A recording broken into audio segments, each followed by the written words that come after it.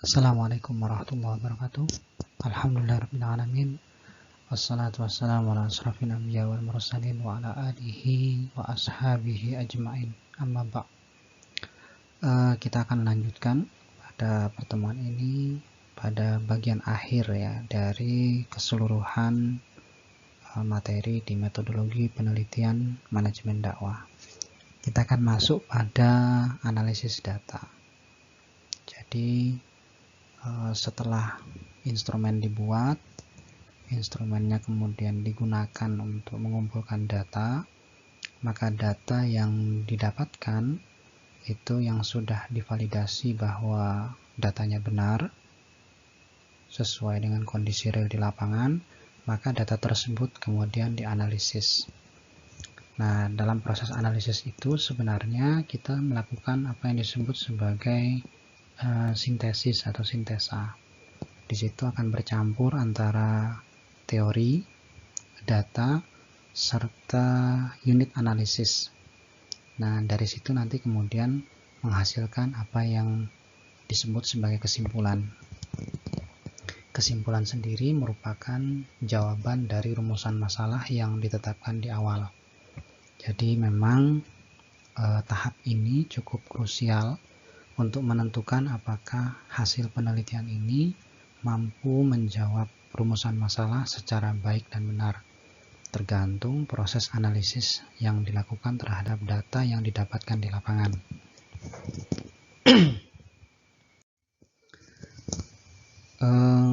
Alur proses untuk menganalisis data itu ada yang sifatnya induktif, ada yang bersifat deduktif. Ini terkait dengan cara berpikir ya. Ada yang induktif, ada yang bersifat deduktif. Sama halnya dengan pada saat kita membuat latar belakang masalah, itu ada yang bersifat induktif, ada yang bersifat deduktif. Sedangkan unit analisis, kalau di penelitian kuantitatif, maka unit analisisnya adalah teknik analisis statistik yang sesuai dengan desain penelitiannya. Jadi nanti mengarahnya pada model statistik apa yang digunakan. Bisa pakai regresi, bisa pakai korelasi Pearson, uji T ataupun yang lainnya ya. Ini sesuai dengan kebutuhan di rumusan masalah dan desain penelitian yang kita bangun. Nah, dalam data statistik kita bisa memecah unit analisis dalam dua bentuk besar ya. Lebih lanjut dan lebih detailnya nanti bisa di cross check di materi statistik. Pertama ada yang disebut sebagai analisis data statistik deskriptif, yang kedua adalah analisis data statistik inferensial.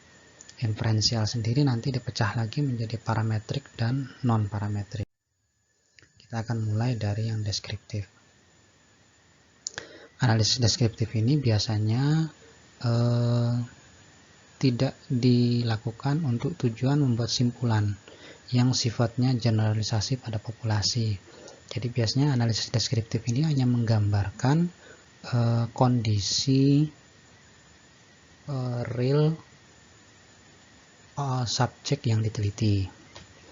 Nah, yang biasanya dilakukan itu mean, median, modus, minimum, maksimum. Umpamanya rata-rata usia populasi berapa, terus populasi yang paling banyak usianya berapa, yang paling kecil berapa, yang paling besar berapa, ya, yang begitu.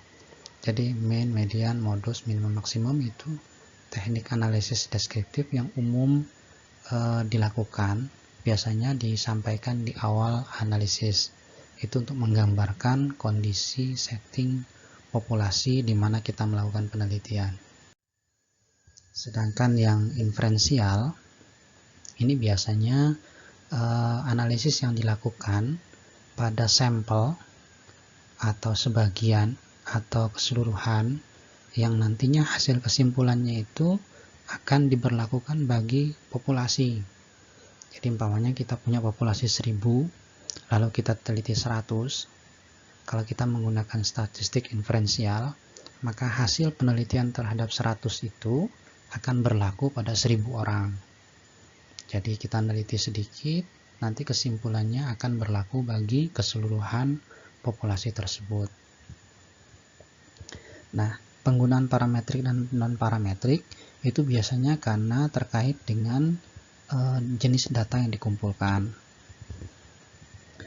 Kalau datanya interval dan rasio, nanti dia bisa menggunakan analisis parametrik. Atau yang kedua, jika datanya terdistribusi normal, itu dia bisa pakai parametrik. Tapi kalau kemudian jenis datanya itu nominal atau ordinal, maka dia biasanya gunakan yang non-parametrik. Demikian juga jika datanya tersebut tidak terdistribusi secara normal, artinya secara acak. Itu mau tidak mau nanti menggunakan yang parametrik. Nah, parametrik itu punya beberapa syarat yang disebut sebagai uji asumsi klasik. Pertama, jumlah datanya lebih dari 30.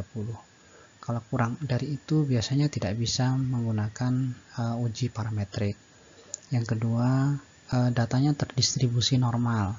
Biasanya lolos dalam uji normalitas. Lalu jenis data yang digunakan itu interval atau rasio.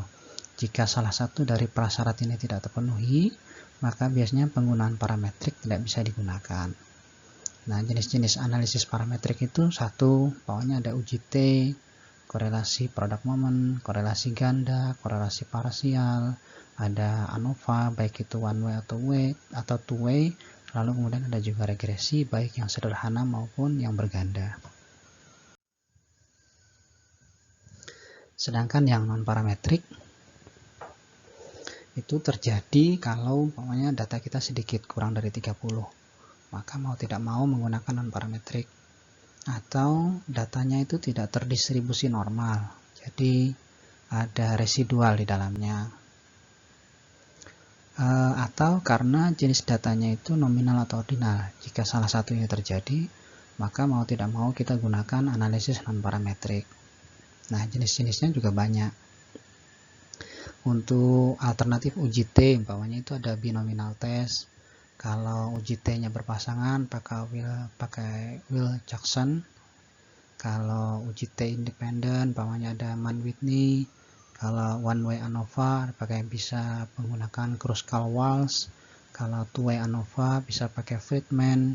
Kalau kita mau meneliti korelasi bisa pakai Spearman rank atau parsial Kendall Tau atau kontingensi. Jadi kalau kita tidak bisa menggunakan yang parametrik, maka bisa gunakan yang non parametrik. Nah, yang terakhir adalah analisis kualitatif. Analisis kualitatif, dia analisisnya bersifat deskriptif karena bahan utamanya itu adalah kata-kata. Kata-kata ini biasanya berasal dari hasil wawancara ataupun hasil observasi. Nah, data-data tersebut setelah dipilah, maka tahapan untuk melakukan analisisnya adalah kita melakukan coding data berdasarkan kategori. Jadi berdasarkan variabelnya, datanya dikasih kode.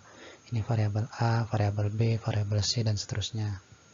Nah, nanti setelah seluruh data itu dikasih kode, lalu kemudian dia dikumpulkan. Berdasarkan kodenya dikumpulkan. Setelah itu, dari data coding itu kita menyusun kategori-kategori. Oh, ini masuk jenis yang A, ini masuk jenis yang B, dan seterusnya.